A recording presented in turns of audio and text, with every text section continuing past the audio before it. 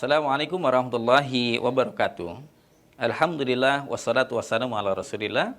Asyhadu an la ilaha illallah wa asyhadu anna Muhammadan abduhu wa rasuluh la nabiyya ba'dah. Ikhwan fiddin rahimakumullah.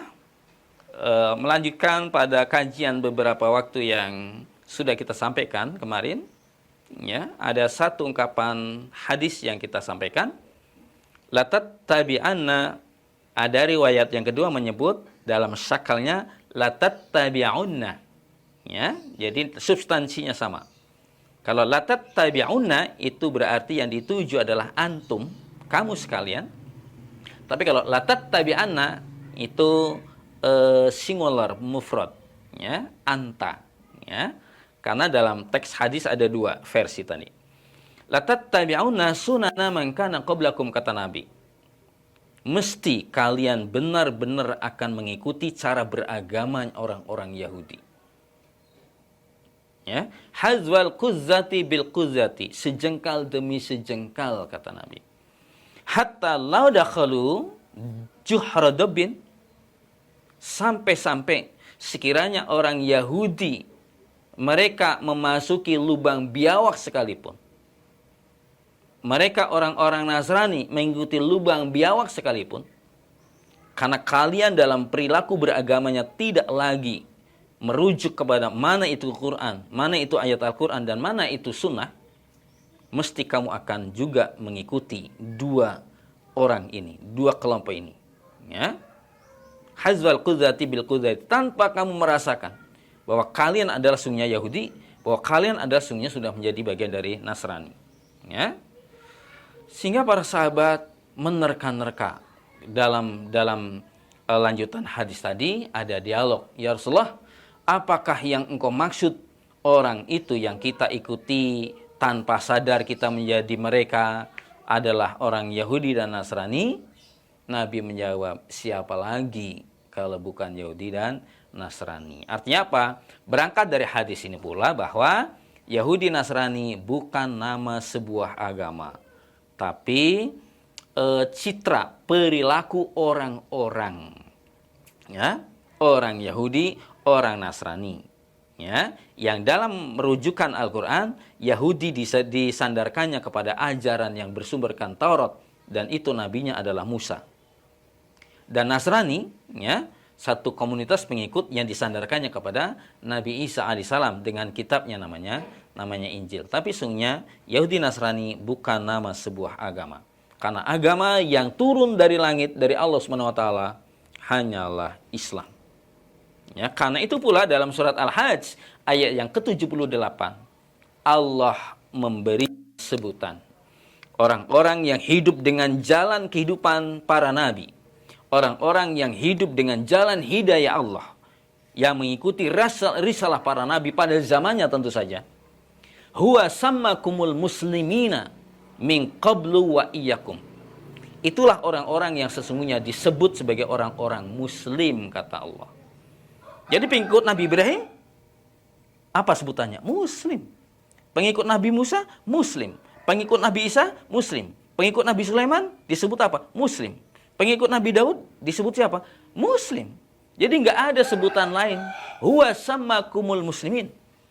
Siapa hidup dan orang itu mengikuti hidayah, siapa hidup dan orang itu mengikuti jalan risalah para nabi yang diutusnya oleh Allah ke dunia ini, huwa sammakumul muslimin. Itulah sesungguhnya yang disebutnya oleh Allah al-muslimin, kaum muslimin. Baik. Kembali kepada Palestina, Masjidil Aqsa, dan di situ ada Yahudi. Baik, jadi Nabi sangat mengkhawatirkan ketika umatnya sudah menjadikan Islam sebagai agama. Setiap saat kita menyebut La ilaha illallah, setiap saat kita menyebut asyhadu an la ilaha illallah, bahkan dalam rangkaian syahadat Rasul kita menyebut wa asyhadu anna Muhammadar Rasulullah, wa asyhadu anna Muhammadan abduhu wa rasuluh. Nabi masih wanti-wanti sama kita, jangan sekalipun kamu dalam keislamannya satu sisi muslim, mengaku dirinya sebagai pengikut Muhammad, tapi sesungguhnya perilaku kalian dalam beragama nggak beda jauh dengan sosok Yahudi. Dan itu pula lah yang disebutnya dalam satu penggalan penutup dari surat Al-Fatihah, ayat yang terakhir. Setelah kita menyebut permohonan, ihdinas siratal mustaqim. Dalam keseharian berapa kali kira-kira kita menyebut ihdinas siratal mustaqim, ihdinas siratal mustaqim? Setidaknya 17 kali, ikhwan fillah rahimakumullah. Itu pun kalau yang kita lakukan adalah salat wajib. Ihdinas siratal mustaqim. Berilah kami petunjuk jalan yang lurus. Dalam surat An-Nisa ayat 69 disebut jalan yang mana? Ya, dijawab sendiri oleh Allah. Biar tidak terjebak pada relativitas. Karena setiap orang beragama mengaku kalau jalannya lurus. Karena setiap orang yang berkeyakinan dengan agamanya mengaku bahwa keyakinannya benar. Maka pada bagian dari surat An-Nisa 69 itu disebut siapa dan seperti apa jalan yang lurus. Jalan yang lurus itu adalah jalan kehidupan risalah para nabi, jalan kehidupan orang-orang soleh, dan jalan kehidupan orang-orang syuhada.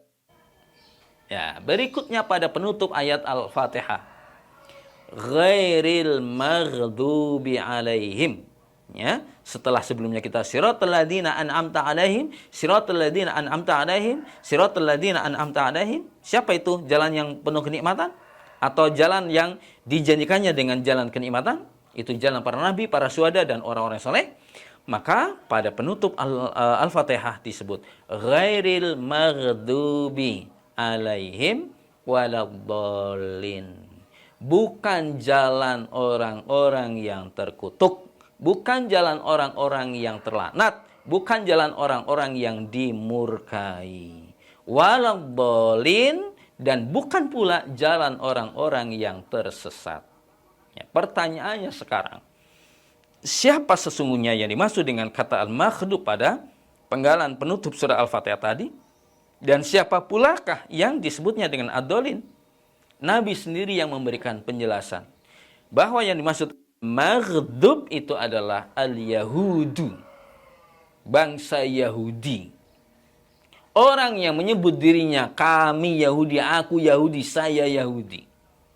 Ya. Mungkin jamaah juga perlu belajar dan kita pun perlu terus belajar. Kenapa Yahudi kok dilaknat? Kenapa Yahudi kok dikutuk? Kenapa Yahudi dimurkai? Ya, tentu untuk bicara menjawab pertanyaan ini butuh waktu yang sedikit agak panjang dan waktu yang lebih khusus. Tapi yang jelas Allah sudah stempel al-maghdub, orang yang dilaknat, orang yang dikutuk, yang dimurkai itu dalam bagian Al-Fatihah yang dimaksud adalah Yahudi. Artinya apa? Artinya bahwa ketika kita sudah menjadi bagian tidak terpisahkan bahwa kita adalah umat Muhammad, kita adalah orang muslim, kita orang yang beriman, dan kita mensegalakan Muhammad sebagai nabi.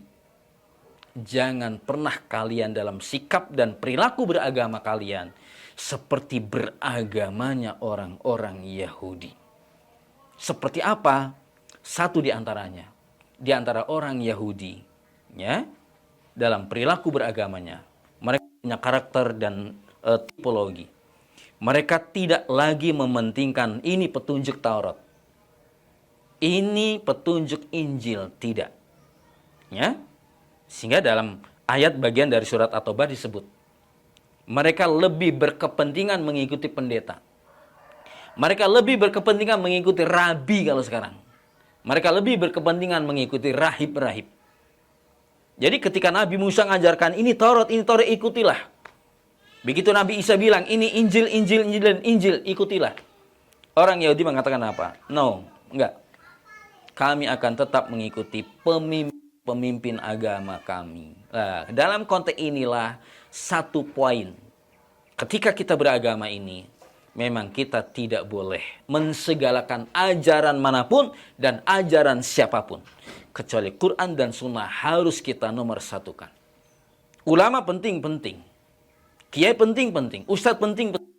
Tapi bukan bagian dari kepentingan kita menjadi jalan ketaatan kepada Allah Subhanahu wa Ta'ala. Kecuali memang Ustadz, Kiai, Guru, Al-Mukarram, itu bagian tidak terpisahkan dari ini ayatnya dan ini sunnah nabinya.